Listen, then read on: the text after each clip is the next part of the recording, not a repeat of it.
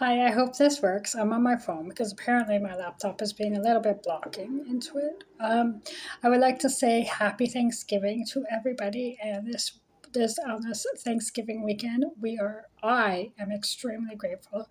I go through generally. I used to do a Thanksgiving gratitude list. Um, I actually picked it up from Oprah. It was nothing biblical. It was just what I picked up from Oprah on her gratitude list. So I would do a list of gratitude in my journal. But I don't have to do a gratitude list in my journal. I can do a gratitude list on camera. So what I'm thankful for the most is I'm thankful for this place. I'm thankful for my new home. I'm thankful for Daily Bread, and I'm thankful for my family at Daily Bread and my friends at Daily Bread, and I'm thankful for the community of Daily Bread. I'm thankful for Etobicoke, and I'm thankful for this new community. I'm thankful that all of you have found your voice, even though some of you can't speak about it, but I'm praying for you all who have found your voice. Apparently, there has been 1,800, count them, 1,800 of you who have come forward to authorities from Toronto to world. I guess the different churches in the GTA as well as over in Raleigh. So there's 1,800 people, young, all of you who've come forward, and that is amazing. So we can keep going strong, and I'm praying that the joy will manifest its presence within you as you continue to heal. I love seeing green. I love seeing lavender. I think that is amazing. I thank our Heavenly Father for that. Um, Also, I want to let you know that when I say that it's been in the works. It is definitely going to be somewhere close by in South Etobicoke because North Etobicoke wasn't working out the rally, and it will probably most likely be. It will not be before Christmas. It will be in the new year, and it's going to have. I can't expand on it because I'm talking to a few people, but suffice it to say that it will be involved directly with the new community of Daily Bread. So, with that being said, I do not want to spread any rumors. I don't want any rumors to be spread, but Daily Bread is my community, and Daily Bread has helped me a great deal in everything. The other thing I would like to say is if you notice, I'm wearing a wig. This is my blue wig, which I had dyed, which actually looks a little bit different on this morning, this afternoon. I dyed it again. It is brown. Now, the reason why I wore this instead of my blonde wig is because I wanted everybody to see the fact that I know that you're a friend of mine, Sarcasm, Melanie Regato, who will go out and she'll dye her hair. Apparently, she spends thousands of dollars getting clothing that I have and getting it custom made because I get winter's clothing and having it so she can run around naked, which she's been actually cannot be me because I cannot run. I don't run. I don't run like she does, and I don't act like she does, or whoever would like to emulate my me.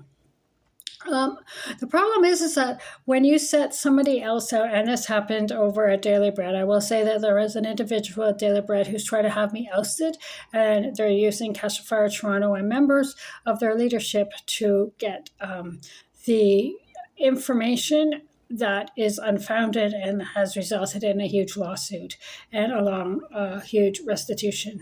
Restitution, that's what it's called, payment. When you emulate a person to try and run around naked or spread rumors about pornographic movies, here's the thing. I have 3 tattoos. I have tattoos on my shoulder. I have tattoos on my both of my ankles. And also I have definitive markings on my body. This individual does not have definitive markings on their body, and she does not have tattoos. So when you say lying about pornographic movies, me being in pornographic movies, or run around naked, here you have to do this. If you were smart enough, you would have to actually find someone to put the same tattoos in the same location and to get the exact same definitive body markings on their body as well. You would have to honestly say to yourself, when this person, me, walks not with a limp, but I walk with my foot turned inwards. One of the reasons I walked with my foot turned inwards is because it was crushed when I was a child. the bones in my right foot were crushed by a hand, and someone crushed it, and it was actually healed, and but I still walk like that. So running is not something I do.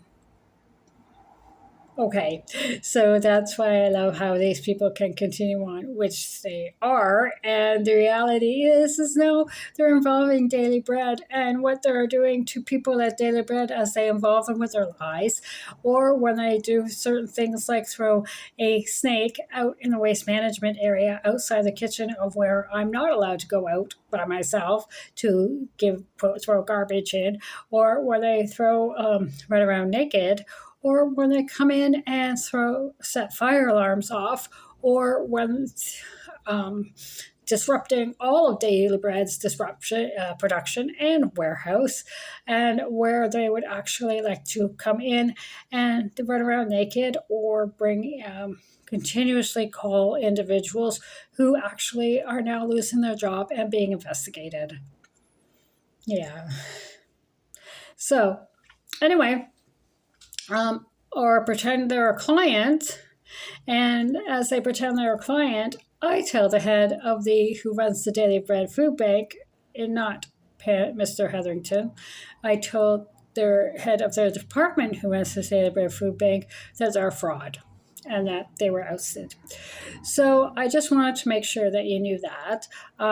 Things are going well with me. I'm grateful for everything. I actually was able to, we had GSTs this month, so I was able to buy some winter boots and a Christmas tree and Christmas cards and get everything ready for Christmas. All of those who know I like to bake, and I was known in St. Catharines for baking. So I am going to bake and give out to certain individuals, certain departments at Daily Bread by baking. Also, I would also like to say this is the first time in 3 years in which I can actually put up a Christmas tree. So I bought a Christmas tree. I think that's pretty much all. I am so thankful for you all who have your voice, 1,800 of you. And if there are those who are debating, should I wear beige and black and what other color, be strong in the fact that there are that it is actually 1,800 others have gone before you. So when 1,800 others have gone before you who had the same feelings, should I actually go to the police? Should I actually seek out someone that I can trust? Should I actually wear beige and black and brown, or beige and black and white, or beige and black and red, or beige and black and orange, or beige and black and yellow, or beige and black and purple, or beige and black and pink, or beige and black and blue? Should I actually do that? You can, and 1,800 have gone before you. And know this, that it is not just those in the church who have had this happen to. It's now worldwide as a supporter of when Charlie Kirk's wife wears beige and black, because she's heard that there is a woman who, in fact, we have wide open the doors of what has happened in the Christian church. That is why, because she's supporting you, and she's supporting what has happened, and she is standing with you, and that's what she's doing. When Charlie Kirk himself, and we all know what happened to him, his wife is standing with all of you, with 1,800 of you. When I see a worship on social media, a worship night over in Edmonton, and members of the audience are wearing beige and black, that's not just a fluke. That's people who are standing with you, 1,800 of you and more, who are going forward. And those are those who actually has happened. When people who are in England, when people who are on the CBC, it's not a fluke. When people who are in Ottawa, the minister, I forget what minister she's in the cabinet of Mark Carney's cabinet at the Liberal government in Ottawa. That's not a fluke. That is 1,800 people who've gone before you, and that is people who, in fact, are standing strong and standing with and keeping the voice that has begun going. So I would just like to say thank you for that. Thank you so much for doing that. And I'm praying for each and every one of you.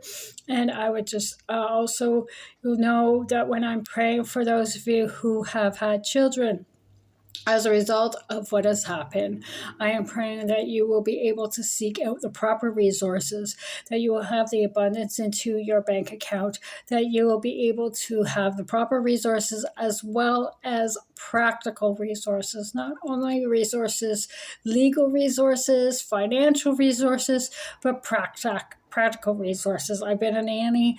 I have not been a mother, but I've been a nanny, and I know what it's like. So, in order for you to have a child in this day and age, and raise it alone, you're not going to be raising it alone. You're going to be raising it with a community of people who love you. And I'm just speaking that out, and I'm going to speak that out speak that out so that can be adopted, and that can be spoken, and that can be given. Also, I would also like to say that those of you who are suicidal and who I am constantly praying that you will have life breathed into you, because of you were created for a reason. And even though this has happened, this is something you have a destiny. You have a reason for living. You have a reason why you're here on this earth. Those of you who are wearing orange and who are angry, I'm praying that you have peace. And in having that peace, you will have hope. And I'm also praying that in having hope, that you will continue to speak out and eventually manifest healing and find your joy.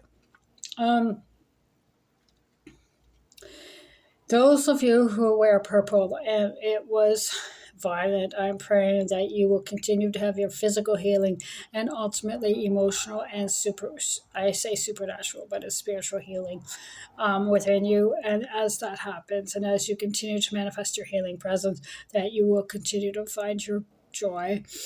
I am praying for those who have the voice, so your voice will grow stronger. For those of you who don't have a voice and don't want to talk about it, that you will find your voice. And for those of you who have had your virginity stolen as a result of this, I pray that our Heavenly Father will knit you back together, and that you will continue to be restored and purified and cleansed, and that you will lift off shame, and that you will lift off horror, and that you will lift off trauma. Actually, that's for every one of you. I also would like each and every one of you to continue to pray for me. There are a lot of things that I do need. I have a home now, I have a family, I have friends, but we need to continue to get these people in jail. These people feel that they can go around and continuously lie and, like Melanie Regato, and say, well, I have a job. And what does she have? She's on ODSP and she doesn't do anything but volunteer at Daily Bread. And what does she do? And continue on with her defamation of character. Jonas Regato, well, we all know Jonas Regato actually was once again arrested the other weekend, at the beginning of the weekend. And so we have to have these people put in jail. I know that some of them may not serve actual time. People like Melanie, Jonas Dallas, and Melinda Jeffries, who has a rap sheet as long as my arm, Melinda Jeffries does, will in actuality probably end up serving time. I don't know what kind of time. This is not a rumor. This is my speculation, as well as knowledge. I know that people like Sandra Long, Lillian Brown, Norman Brown, I don't know what kind of time that they'll end up serving. I do know that they will end up having. I can't go into a lot of details because of the legalities of it. I've been spoken to about the legal aspect of it. So I do know that people like Duncan Smith and Kate Daniel Smith and Aaron and Jessica Nibber and Devon Allen and Jacob, I don't know his last name, the youth leader over down there in Raleigh, and a board of directors member named Kevin Matthews, I believe that's his name, will have their own agreements and they will have their own discussion with the police down in Durham. So the reality is that Castle Fire Toronto, Castle Fire Raleigh, because of the situation, I foresee it as not being around for much longer, but I can't make that call. That call will be made with legal teams and their own aspect of leadership and how everything goes down with, Murray Smith and Ash Bouvier and how that will happen and their leadership or lack thereof. Um, yeah, so that's that. But moving forward, happy Thanksgiving. Me, I'm a person who who will celebrate Thanksgiving, but I had my turkey on Friday at work. That's another thing. With Daily Bread in the kitchen, it's become more like a job, and I cannot speak more about how that's going to work into a job. Because there are certain aspects of that as well that are left up to, excuse me, those in charge of the kitchen, and Mr. Hetherington in charge of the CEO, actually, of Daily Bread. So that is, but the reality is that what they have said is that my performance, my character, my knowledge, my skills, and my schooling and my experience have speaking for themselves in the kitchen. So, and yeah, I love it there. And there's only a few people there who don't like me, so which are being investigated for their actions with Castle Fire Toronto. So of course they're not going to like me. That's it. So I'm moving forward and I'm looking forward to Christmas, and it's my first Christmas in which I have an actual Christmas tree, and my first Christmas and where I have my roommate and celebrations, Christmas parties, things like that to go to. And I am moving forward and leaving Castle Fire behind while they pay their restitution damages to me. And then in the new year, there will be a lot of building, building in Etobicoke, building a home for myself, and building certain aspects in North and South Etobicoke in which I would like to see done, and just moving forward with that, and flourishing Etobicoke, North and South, and helping those who are in need at the most. Also, I'm going to say this, and I'm probably going to get into trouble for saying this. I saw on social media that Angelise Giesbrecht got married, and I knew Angelise Giesbrecht as well as her sisters, Jenica and Honor. David and Tracy were my pastors back in St. Catherine's when it was Vineyard. It was St. Catherine's Vineyard, and then it evolved into another church. But anyways, Father's house, and that's how it evolved. After Toronto changed its name from Toronto Vineyard over to Toronto Airport Christian Fellowship, over to Castle Fire Vineyard, Castle Fire World, Castle Fire Toronto. So anyways, I'd like to give her a great big congratulations to you, Annie, and your now husband, Lyndon. Congratulations. Best wishes in your marriage, and I can't believe you got married. I've known you since you were 7 years old and used to run down the road. Here's a story I would have told on a wedding had I been invited. It obviously looked like a very small ceremony. Annalise Giesbrecht, I used to live around the corner from them at the in St. Catherine's, and I used to actually live with them at a point for a couple of months, and then I lived around the corner in an apartment. Annie was a male child. So there was Jenica, Annie, and Honor. Honor was about 18 months No, Anna was baby because I knew Anna when Tracy was pregnant. So Annie used to run down the street. I used to get her, see her at the end of her street, run down the street to come and bake chocolate chip cookies with me. And then we would stop at the variety store and I would buy her something at the variety store, a treat. I don't know, like chips, pop, whatever. I walk back to my apartment, make chocolate chip cookies, and then I would send her back home with chocolate chip cookies. So, and in their freezer, there would be all these chocolate chip cookies that Annie had made. And that was my Annie story.